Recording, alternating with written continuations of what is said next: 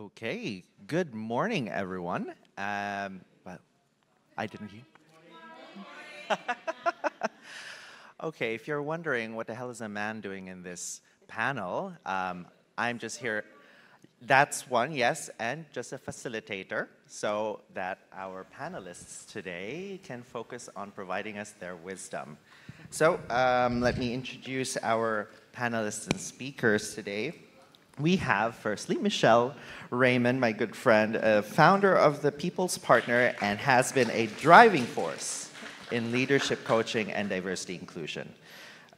We also have Tala Alnounou, head of marketing for the MENA region at LWK and Partners.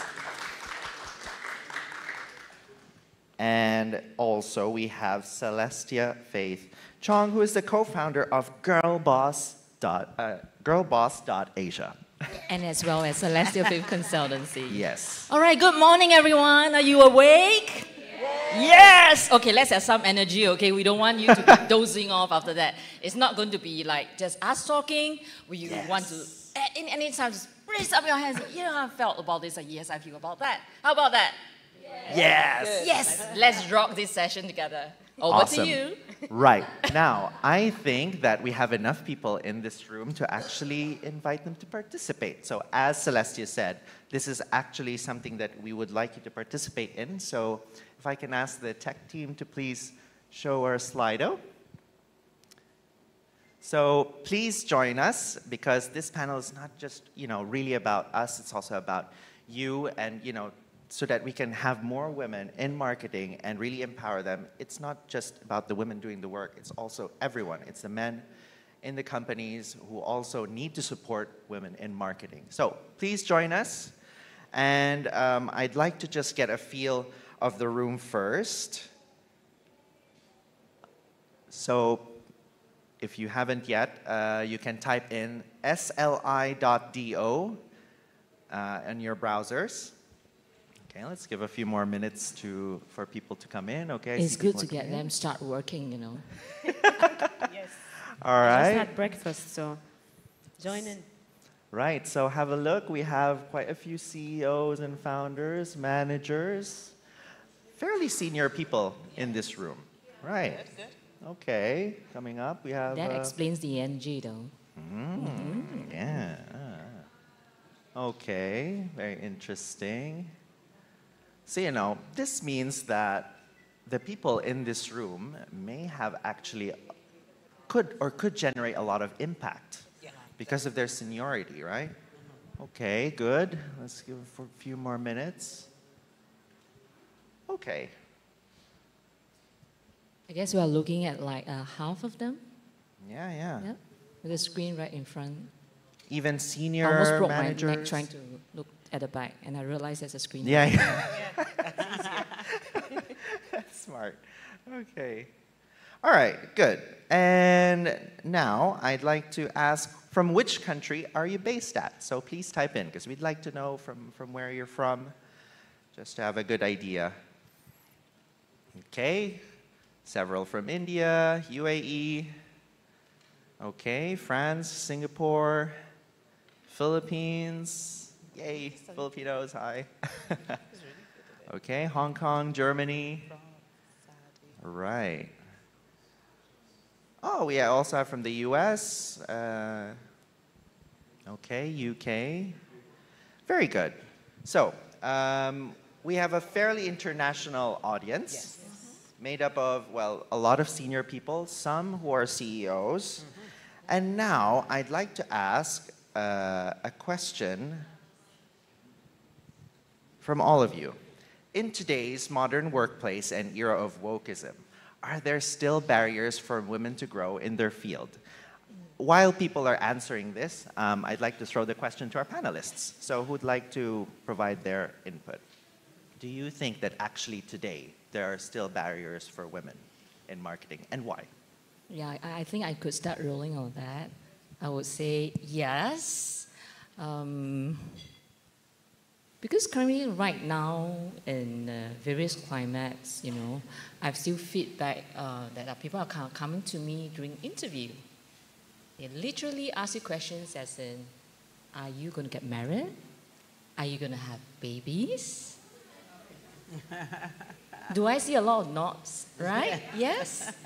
What has that got to do with my ability and work performance? Right? I can push harder to give birth to kids. Doesn't mean I can work harder for you, right? Actually, you can work even more harder since you have Which more means kids. I can tolerate the highest level of pain. That's right. Agree, guys? Yes. And does this question come up like even in business settings? It does. Any head nodding situations? Okay, I have got quite a few aggressive nods. Yeah.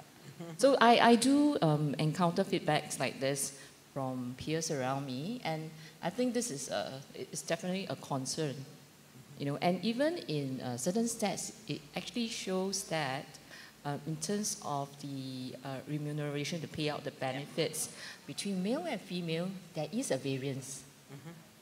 Even though we're talking about equality for the longest period of time, but apparently this is still the case, though it's not so extreme like before.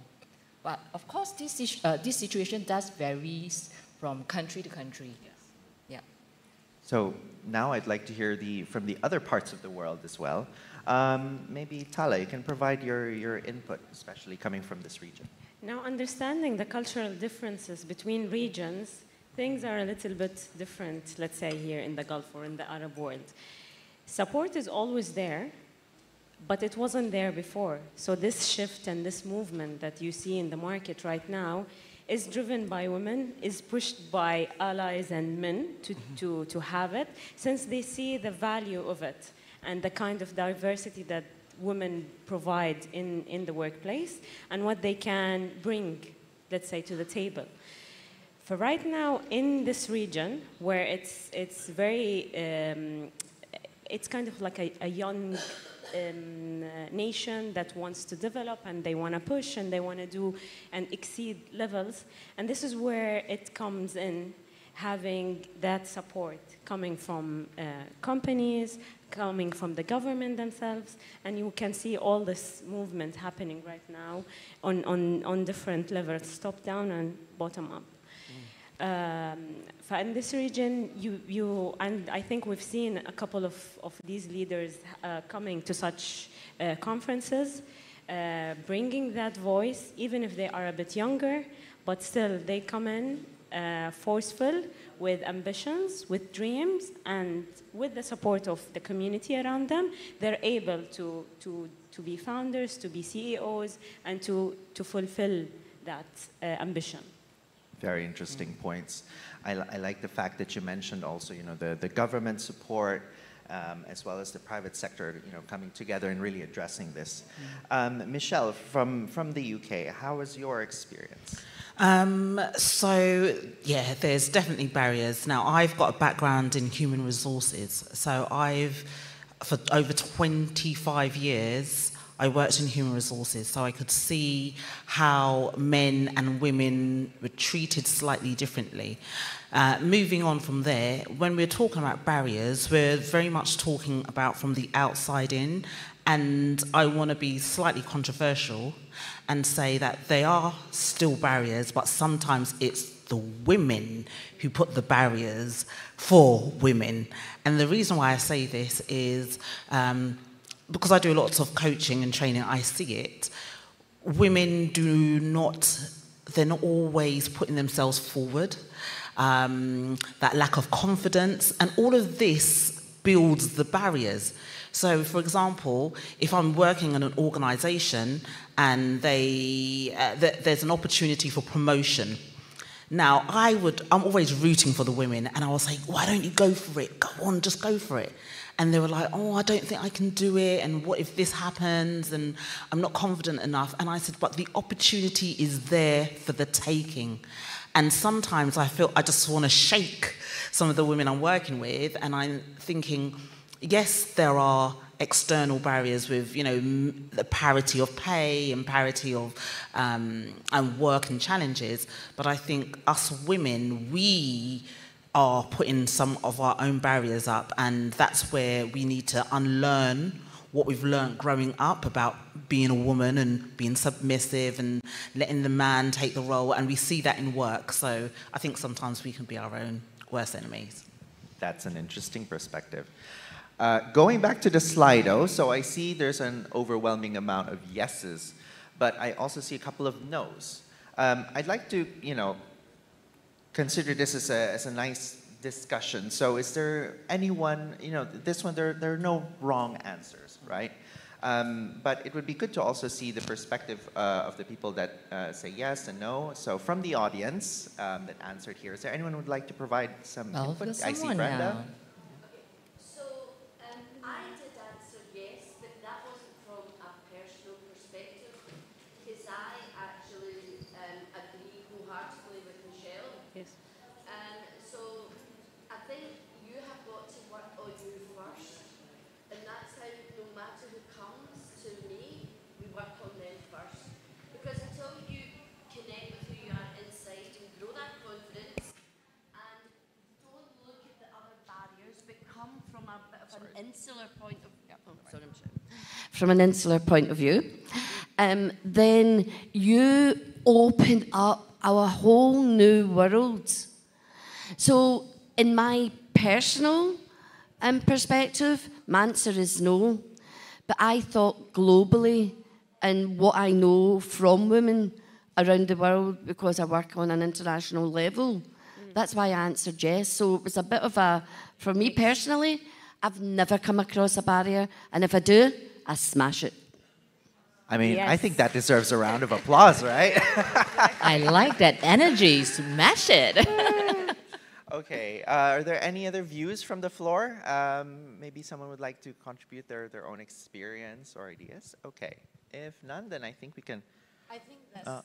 There's another one over there. Oh. Can we have the mic? Also for the benefit of the people on the live stream. So, yes. Hello. Are we live? Yes. Just kidding. we are. Good morning, everyone. Good morning. Good morning. How's everyone here? Good. It's last day, yeah? So let's put some energy here. All right, my name is Auridel. I'm a nurse by profession, and I'm advanced medical instructor. So maybe you're thinking, what is a advanced life support instructor doing in this room? Not only that, I am the Middle East and Africa program coordinator of ERIMT. It's a medical technician thing. So part of that, I used to encounter a lot of people, different backgrounds, women, from diverse culture. And this is the dilemma, yes. If you're a woman, and of course you're a mother already, they will think that you cannot do anything because you have so much stuff already. And I've seen a lot that in my students, the confidence is really down, and they just want, you can see the potential of these women, but then there's no support at all. So they will just stay there, and I'll be comfortable here. Even if they are thirsty, they don't want to drink because they're afraid. And what we need, because women are wonderful, they are, versatile, they can do everything, they are limitless. Only if they believe and they acknowledge that one, and with the support as well. That's mine. So yes, there's that barrier that if you're a woman and you're married, you're old, and you're not that sexy and fabulous enough. You cannot do things. But I'm sorry, we are not. We will break those barriers. All right, women. Yes. Yes, women, we are considered Excellent. ageless and limitless. I like Agree? that. Yes, 100%. Okay, thank you for your views. These are really insightful. Now, sorry, that's for later. Okay, so now I'd like to involve also the audience in this, but so I'll let you think of the answer, but I'll pass it first to the panelists. So now let's go and set the scene. So what actually are the main barriers that women experience, and what organizations especially need to address to ensure more participation of women in more senior roles? So now this is more about growth. So of course, there are women in the workplace, but You know, in Europe, for example, I found this very interesting statistic that in academia, or you know, when in the bachelor's degrees, about 58% of the graduates are female, and also for the master's degree, so a little bit more than men. But then, when it comes to the workplace, so the composition goes down and it becomes 47%. And then when it goes to senior, it goes down even lower. Up until the CEO level, you reach 7% only. Yeah. Imagine that, 7% of CEOs in Europe are only comprised of females, and the rest are men. So what are the barriers you think that organizations need to address in order to ensure more participation of women in more senior roles? Who would like to start? I think it starts from the beginning. They acquire them, but then they don't maintain them. They don't nourish them. They don't give them the opportunity to grow. And it's one of the reasons is what Michelle mentioned, that women they put the barrier to themselves. They think that, oh, no, I'm not capable enough. Maybe I shouldn't put my hand up for this extra project, for this next opportunity to put myself on the board, to put myself into advisory roles, to grow into that. So there is a bit of it that it's not always the organization, but the organizations can facilitate this. And this is what they started to understand now, that this diversity does bring so much value to the whole network and the dynamics of the organization itself. And this is why they started these programs of empowering women, bringing them opportunities, sending them out there, for them to go and grow and bring opportunities back to their organizations and where they're working on. But again, it's a two-way street. If the individual is not invested in that, the organization cannot give. You know, it's kind of it's a dilemma and a dynamic at the same time for both of them to flourish and to use that to their benefit for the outcome of the society at the end. Yeah, and I agree with what Tala's saying. So I'm looking at this through HR eyes, yeah, with a HR lens on. So what organisations should be doing and what they're not doing. So we think that women should be given opportunities, they should be mentored, they should be sponsored, there should be allyship. But if the organisation doesn't put in place particular programmes to enable that to happen, the onus is just left on anyone who's nice and kind to help women. And not every woman needs to be helped. So that's another thing. But I think organisations, if they have the resources, they should create programmes that help amplify the voices of women, to help empower. So some of the larger organisations that I've worked with, they have like allyship programs where a senior leader will take ownership to mentor some of the younger women coming up the ranks, just because we just know that some of the women may not put themselves forward. So I think that organisations that create bespoke networks, bespoke programs within their organisations, they will see a higher rate of women in senior leadership positions. I saw a study recently, and it said, and it's an old study from 2019, and it actually said that women who were mentored by men in the organisation actually did worse. They didn't succeed as well as their male counterparts, which I was a bit, taken back by. But it did say those women who were mentored by other women, senior women in the organisation, they excelled. So there's an onus on us, who are the CEOs and the founders and the leaders, to help empower younger women and leaders and potential leaders in our organisations.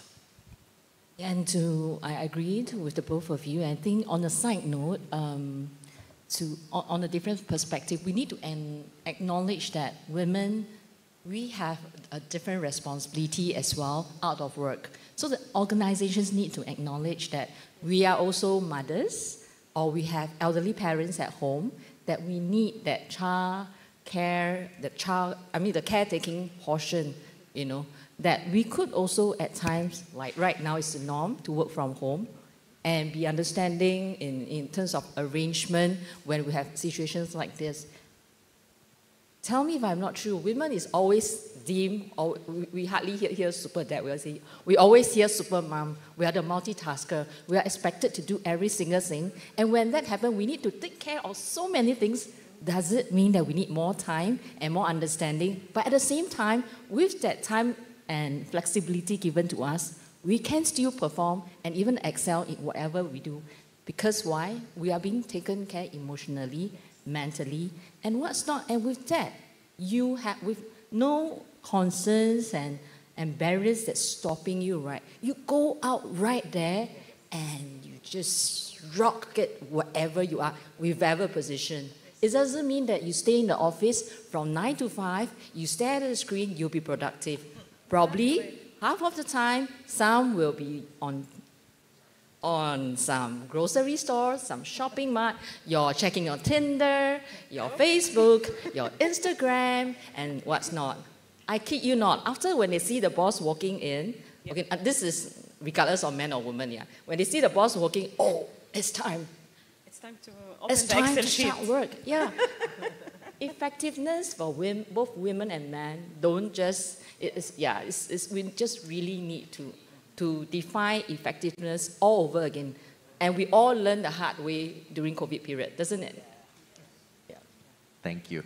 So the audience, meanwhile, have put in what they think are the main barriers. So I see empowerment, education, gender equality, opportunity, belief, that's interesting, training network, empowering again, support, self-development, equality, consideration. So roughly around the same themes we've spoken at, but is there anyone who would like to maybe further explain their point, or let's see if there's any? Okay, I see two, maybe from the lady at the back.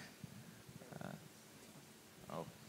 Well, really love to hear the view from a man though. Good, I see a hand.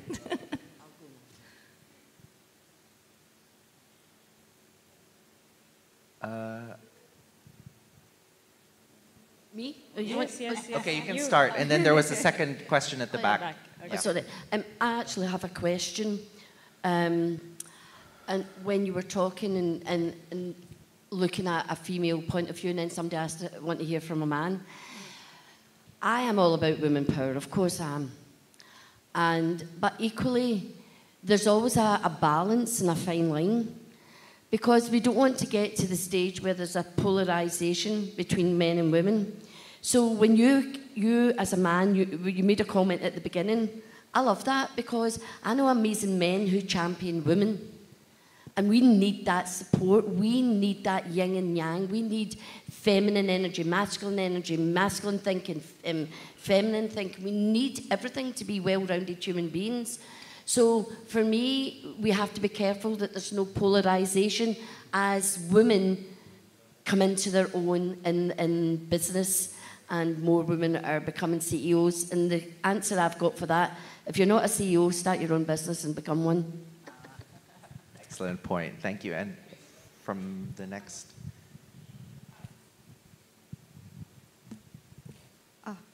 Hello. Hi, I'm Jennifer. I just want Hi. to agree with the panels about their insight.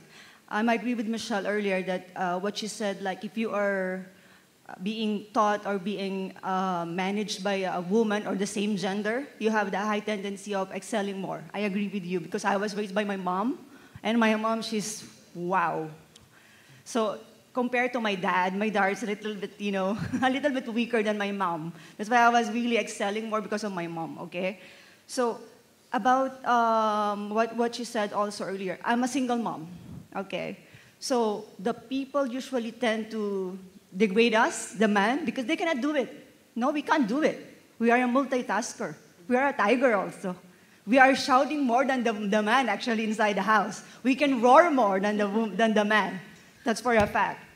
So the thing is, for me, it's like being entrepreneur itself, a single mom, and at the same time a daughter. I guess we are better than, no, I don't mean the gender thing, okay? We have the equality. Yesterday we have a topic in Toastmaster. They are greeting all the Father's Day. So I told myself, I am also a father. I represent the father gender with my children because I'm a single mom. So that's what I just want to tell the people. Thanks for sharing. I'm sorry, I know it will take a time, but I'm going to take Miss Brenda. I want to acknowledge you. Yes, she is right. I agree with you that in any organization there must be an equality.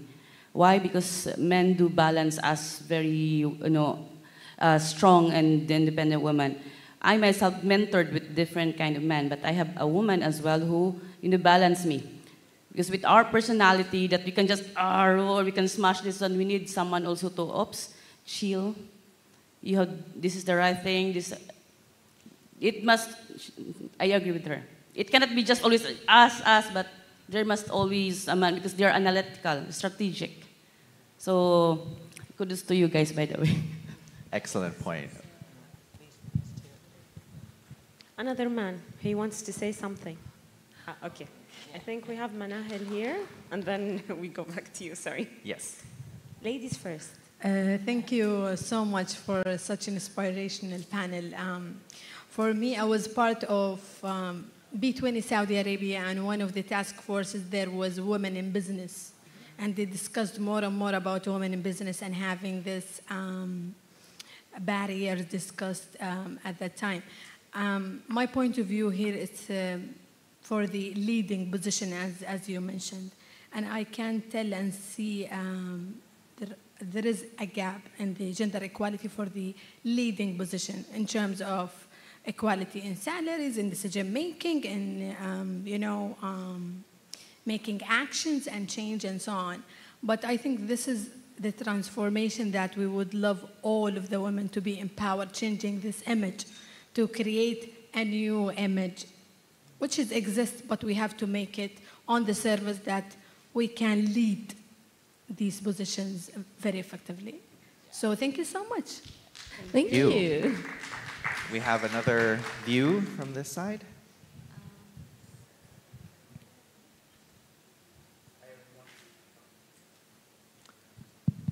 Hi everyone, this is Amir Astogi.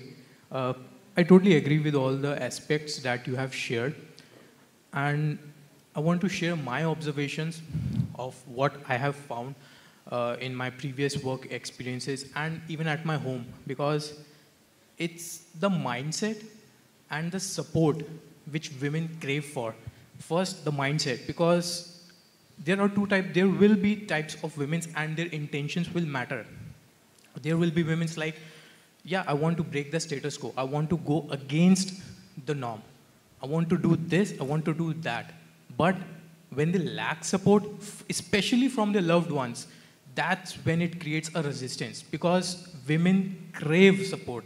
It's the most essential thing that they require, the support, the love, care, and respect. That's it. If you give all those aspects to them, they're like, they'll do anything for you, not just, but they're like, they can even go to the higher levels because people are not offering them opportunities because they underestimate them, and because of their I would not say taunt, but I have to use this.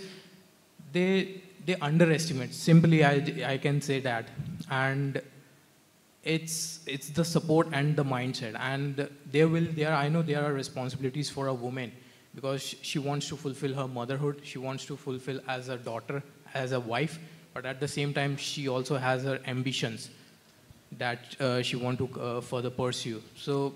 But this makes her laser focused on what she wants to do when, yes. It's not, it's another mindset, it's another way of thinking. So it makes her more diverse, more organized actually, to put the priorities when they have to be, wherever they have to be, in the right place, in the right time. Right time, yes, exactly.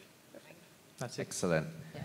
So I think I'll skip a few questions on setting the scene, because we are approaching our time. Okay. But I would like to... But I really think in a lot Go of forms, right? Women really need to empower ourselves first. You know, do not strive to get strength from others. Empower yourself first before you expect anyone to empower you. So how Just do we like do loving yourself first. How do you before do you have that? the capacity to. Yeah, tell the audience how, because I think we all say, I say it as well, Yes. I need to empower myself, but actually what does that mean? What practical exercises can we as women do to empower ourselves first? You know what? This sounds like a very deep question, but it's very simple. It's baby steps.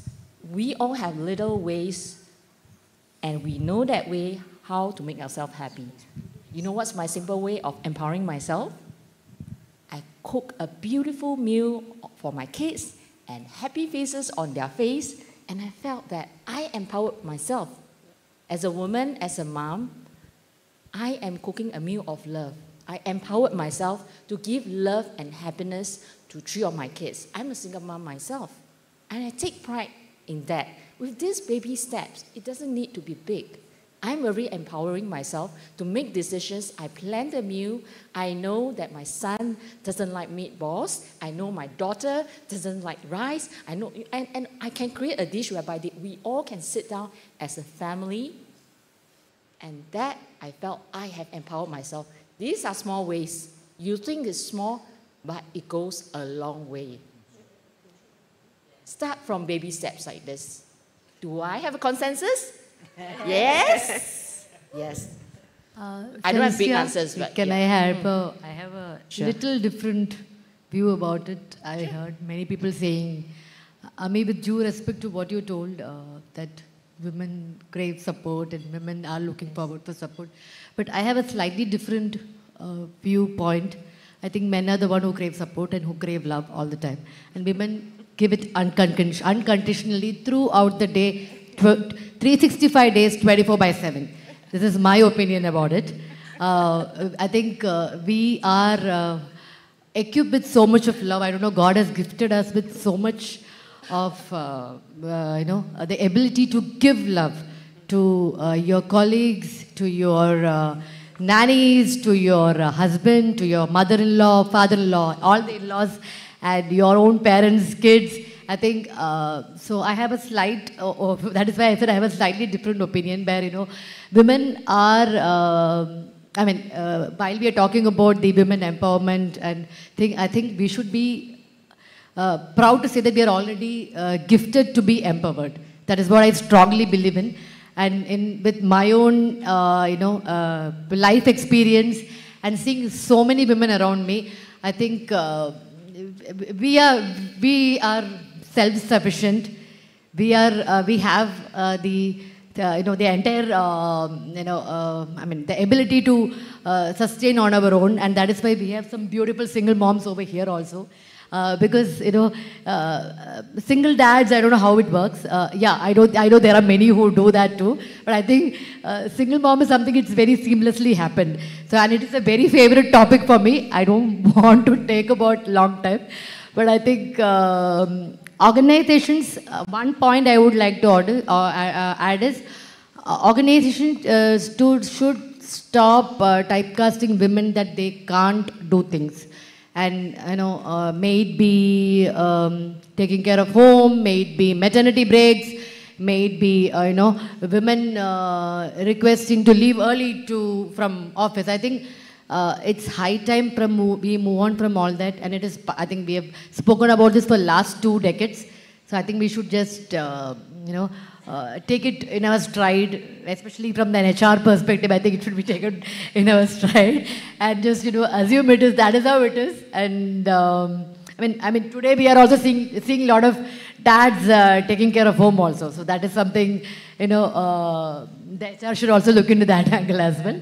So I think the typecasting should be stopped. Is what if you are a woman, you have all these limitations. No, I don't think that is right. So the senior management, exec management, HRs, all the people should stop typecasting women that they are like this. That is my point. Excellent. Thank you. Brava. Right. In the interest of time, I have put in a contentious question. In situations where choice is necessary, but for the benefit of the long run, should our organizations prioritize diversity or competence? This question has been up for a while, and as you can see, the audience is quite divided. I don't think there are wrong or right answers, but the best thing is to actually bring to light some of the ideas, and then we can decide for ourselves. So who would like to start? Is there anyone who would like to? I've got a view about this. Once again, my HR hat on. All right. Right. So we do a lot of hiring and firing and development. And what I've noticed that when we're looking at diversity and we're looking and comparing it to ability, do I hire based on somebody who can do the job, or should I get this person who will make the workforce look and feel a bit more diverse? You know, these CEOs, they give us targets, right? But what I think I often do, I go for diversity of thought. So I don't look at the colour of the skin, I don't look at whether they're male or women. I go by diversity of thought. And with that comes a new type of ability. And because if I just go for, a CEO might say to me, Michelle, we need to fill this role, we want the person to do this, they look at qualifications, they look at credentials, and I find that we're always hiring the same types of people. When I'm hiring and I'm on the panel, I give a different perspective. So now I'm not looking at can they just have the ability, I go for diversity of thought. Are they bringing something new to the table, something innovative, something that's going to challenge us and the way that we've always done things. So I often go for diversity because that diversity of thought brings new ability. That's what we do. Very interesting, diversity of thought. Any other thoughts perhaps from the panel? Not only thought, it's diversity of thought, background, bringing something new to the mix. Because if you still have the same people, people have this tendency, it's unconscious bias, it's whatever you want to call it. So you always lean into people who look like you, who are from the similar background. This is how humans are wired. You connect to people who are similar to you. You don't go to the extreme different person. But sometimes it is very beneficial to bring in that different mix to your culture in any organization. So let's say in construction, because I work in construction, they are all men. So when a lady comes in a meeting, they're like, what the hell is that? Where she came from? Is she competent? Is she good enough? Is she all of this? It's something that she has to come in with really a big force to instill that on all of them. And then after that, they said, oh, she actually has something to say. She knows what she's talking about. So bringing that mix is not something that's wrong. It's actually, it adds. After a year, let's say, of experimenting with that and seeing what happens and the performance of the project, they're like, no, we made the right decision. She was the right person in the right place in the right time. So it's always thinking outside of the box and enriching your team in general to bring outcomes that can bring the dynamics of any entity to better perform. Well, for me, I agree with the both of you, as usual. You all sounds very right, especially from an HR perspective. Yeah. Can't go wrong, doesn't it? But for me, with no HR, background, I would actually first look at what the job entails, the job description. Then, after talking to the candidate, I would like to understand the personality. Yeah, based on the personality type, example, if you've heard of Enneagram, you understand that what would make them tick and makes them happy in the long run.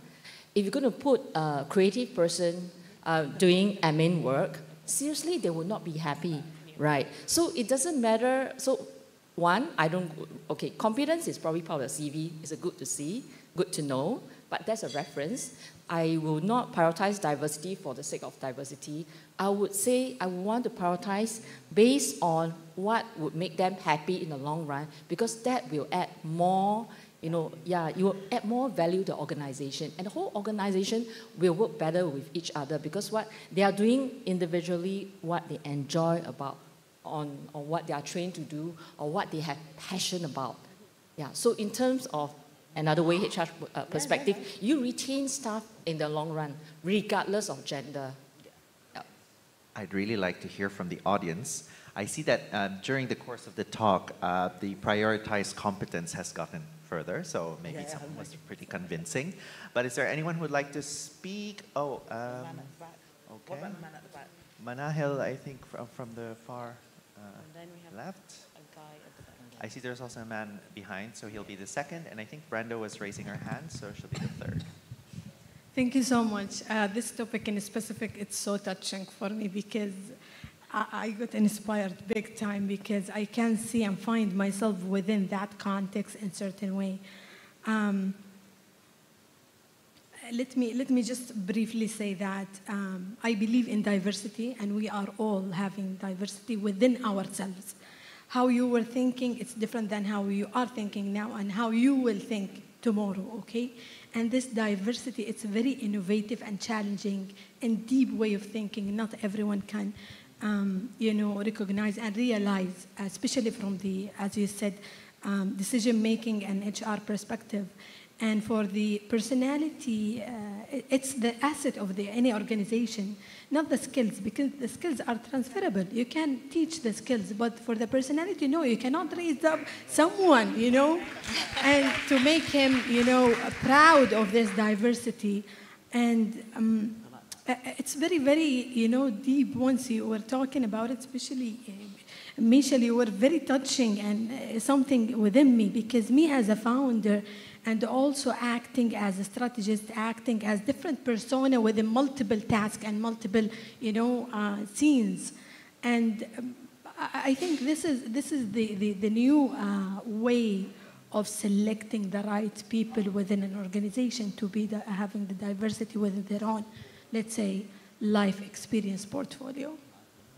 Excellent. I think there's a view from a gentleman from the back. Yes, he's over there.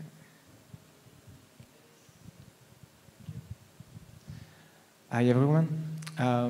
Actually, I don't have any question, but I just want to thank you for the presentation. And for me, it's really important to, we are all from over the world, and it's really so much interesting to just share your experience as a woman in all over the world. We are from France. We don't have the same gender equality in our country than in other countries. So yeah, it's really good to just listen to you and understand your experience. So just want to say thank you for you, and thank you the organization to do this conference today. Thank you. Thank you. We have Brenda as well. A comment? Jennifer. Oh, right. Hello, everybody. It's Jennifer too. It's the overall Jennifer. So, from my point of view on the ideal world in job, this is the priorities in the competence. But for me, it is the both. Because to the global, you have the diversity. It is the top of the innovation for the personality, for the others. But on my career, I'm the black woman and living in Paris.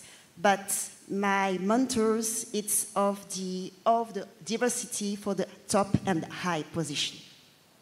And it's very a shame in Paris because of discrimination positive for it depends of the job. For this is my point of view.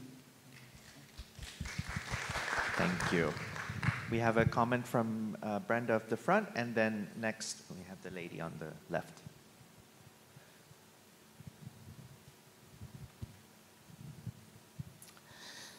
So in my business, diversity, equality and inclusion is massive, and in the world of publishing, we are making a big impact. But what I want to say about competence and diversity, what's missing up there for me is team. because I've sat on many panels interviewing, and sometimes we've had better qualified people, but they wouldn't fit in with the team. And exactly, Michelle, about diversity of thought.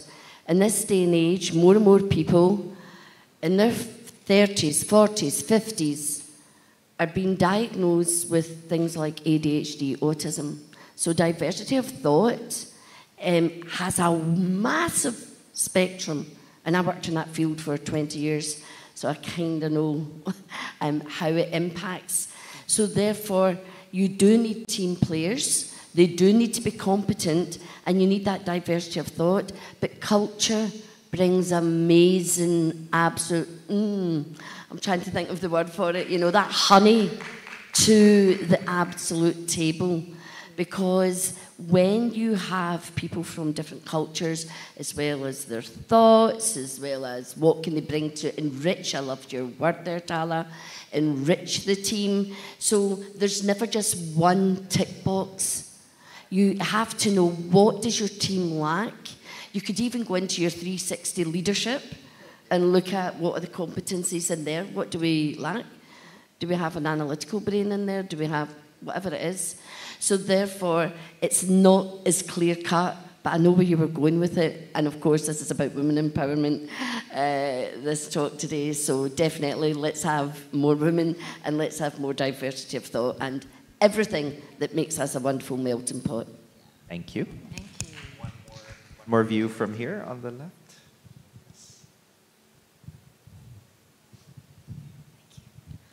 Hi, thank you very much for sharing. My name is Tracy, and I have a little experience to share or to thank you, Michelle. What you mentioned just now exactly was the situation I faced. In a marketing or communications firm, we value creativity a lot. So then suddenly I realized, I clicked with my staff great, instantly. We were, all in, we were happy, but suddenly there are some tasks always left unfinished. and then we got a big hiccup. Then I realized, because everybody shared the same strengths and weaknesses as myself. So then I intentionally, changed, and then I pulled in some strengths tests, and then I make sure I have someone who is more, doesn't mind mundane tasks, consistency, as Charmaine mentioned the admin. So then I think it's a lesson learned for me. But I also want to share one real case. It's about diversity. I'm an executive coach. So a few months ago, I coached a female in a MNC global company and a professional financial services, and she's going for the top job. Interestingly, she came to coaching for a huge kind of self-doubt and imposter syndrome. Why? In fact, it was good news. She got to the exco and like a next top job, but she told me, "Hey Tracy, I think I only got the job because my bank wants to value diversity. So then they cannot promote a man because for diversity's sake, they need to promote a woman to the exco for the proportion meeting a PR standard." And then it wasn't, to me, I was, that is so real.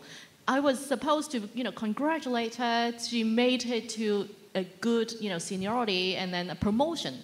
But inside her, she felt doubtful, and that's why she came to coaching. But I do think this is an interesting example to just bounce back to your case. Is sometimes how we really create that diversity and execute that, or even communicate internally, would have a very different effect.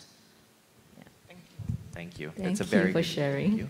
We have another view from the back, but then after this, I think we have to close soon. Yes? Oh. The mic's there.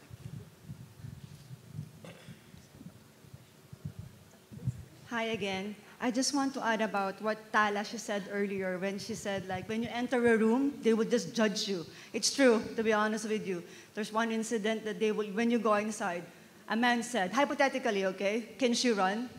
I look at him, I just want to say, 1 minute, let me just remove my stilettos and I'll run with you. Let's race. You know, because women are really resilient, especially the single mom, because we don't have a choice but to bounce back. Yeah, unlike the man, they have the chance and the time to sulk. But single mom, woman, no, we don't have. We still need to cook, we still need to wash, we still need to iron, we still need to work. Yes. So really, to be honest with you, the empowerment of women are way higher than the roof. Limitless. That's all. Thank you. Thank you. Thank you. Excellent. Now, the thing is, we didn't really give a chance for the audience to ask any questions directly to the panelists. And I see that we only have 2 minutes left. So, is there anyone who would like to ask our panelists any particular question? Okay, Burning we have one questions? over there. I like that the audience is very, very engaged. You know, we see different voices today. Exactly. It's It's not even like a morning session. No. You know, it's not even that. And I would really like to thank all of you for being so engaging and verbal about all this, you know. It's an important topic. Yes, this is very important. Yeah, so thank you for a bubbly morning to start the session. We really enjoyed it. Everybody just got engaged. And this is, I think, a hot topic for a lot of women in the corporate. And I can very well relate to all that has been said, working in the Middle East. And working in an environment where a lot of women have potentials, but our counterparts, no offense to men, but they are given more privilege than women. Well, let me just twist my question in a different light. Actually, I'm not sure if, because I just got out for a quick call at the office, but I'm not sure if it has been discussed, but I've seen that a lot of women have a potential, but there's also a blockage somewhere up there if your boss is actually a woman as well. I'm not sure if this is something that we are ready to accept and embrace as women, but sometimes the women's territorial, instincts become overpowering. And if they see that the person who's about to succeed them, right, the succession planning as we know it, is equally strong or maybe stronger than the woman on top, it becomes a threat. And there's a tendency for the person or for the woman who's, let's say, a director as a C-level, executive, to actually kind of, okay, let me not mentor this. She's a bit of a threat to me now. Yeah. So what I'm saying is there's a high possibility that the barrier of women going on top may really be not just the men being present in the boardroom, but also that there are women who are also hindering the other person's growth as a woman as well. So what do you think about that? You are right. At some instances, this can happen. But I feel that mitigating that can happen only with awareness. I think, as you said, sometimes it's something that is ingrained in the person, that it comes up out of nowhere, that you don't realize that you are stopping this, you are doing that. But having panels like these, talking about the topic more on your LinkedIn, sharing that with people, it creates a little bit of awareness that people can stop this cycle, break that, recognize that this is something happening in your, let's say, company or wherever it's happening, and then pivot and shift and think of it from another perspective. Instead of you feeling that this is a threat to you and she's going to take my place, at a point, it's a very limited mindset, to be honest, because whenever you give something to someone, this person will grow and go somewhere else and do some. It's kind of like the analogy of putting a seed and then waiting for the tree to. It will benefit everyone at the end. So if we all nourish this mentorship kind of mindset, giving back. Think of it as a CSR initiative, and a lot of people comes to me and say, why you go and speak to your university, why you engage with alumni, why you do this, why you do that, do you have that much time? It's a passion to me. I understand the value of that and what it can bring to those people. I had a mentor, my boss, if he sees me now, he was one of the first people who really pushed me outside the box, seeing the full potential of what I can bring to the table and pushed me to go to conferences, do the things that I'm doing right now. So we can all collectively, if we recognize the importance and the power of what we can do, we can all change the work scene and have it more diverse, more inclusive, more powerful to go to the next level and to have the things that we all want. Excellent. Thank you. I think in my view, right, yes, I do agree, some women do have this mindset, but on my personal note is, if I could actually train someone to take over my role, which means I can climb to even a higher height, I'm going to reach another level. So it's really about the mindset. Like now we talk about women empowerment. How? How are we going to empower each other? We are all special in our own ways. You know, so we uplift each other. You probably, for example, you are very good with your leadership, and she's very good with planning, and someone else is very good with operation. We can all grow together. To train someone to be able to do what you can do, you can move on. And if everyone feels the same way by moving on and uplift everyone, doesn't that make the world a better place? Yes. Yeah? It's the abundance, isn't it? The abundance yes, mindset. And I think what you have to do, and I've seen it so many times, and I'm thinking, you know, why are you not giving her that opportunity? Why have you not told her? And I see some women, they don't knowledge share because they are scared that if this person comes up, what happens to me? And I think there has to be a change of mentality. It's not about me, it's what can I do for others, because when you help others, you create your own opportunities. Exactly. So it's opening the door, and there's a saying is, have you sent the lift back down? What some people tend to do, we go up the lift and stay up there, but we have to get into a habit of sending the lift back down for the next woman to come back up. Yeah, that's true. Never ever, I always believe, never ever set a limit for ourselves. Because when we reach here, we are going to get higher. And when that happens, you need someone to take over you so that when you get higher, you will be able to move those below you, and we move together, regardless of gender. Yeah. Right, so now, unfortunately, we've come to the end of our session, but given that this is a room of CEOs, managers, directors, I feel that each one of us, with what we've heard today, have certain control within our sphere. And now I'd like to ask, if, based on everything that you've heard today, do you feel that there is something on a personal or professional level that you can do or apply to bridge the gap and ensure that there's less barriers for women in the workplace and for senior roles? So please, I want to... Looks like everyone agrees 100%. It seems so. So we've got a big yes, right? Yes. So shall we end this thing on a big yes by the count of 3 with Rob leading? Yes, so who agrees that we have to break barriers for women in the workplace? Yes! Thank you very much, everyone. Please give a round of applause to our experts. And of course, also to you who have been so engaging. So, round of applause. Thank you, bravo. Bravo for all the sharing and contributions. Thank you, Rob, for the hard work.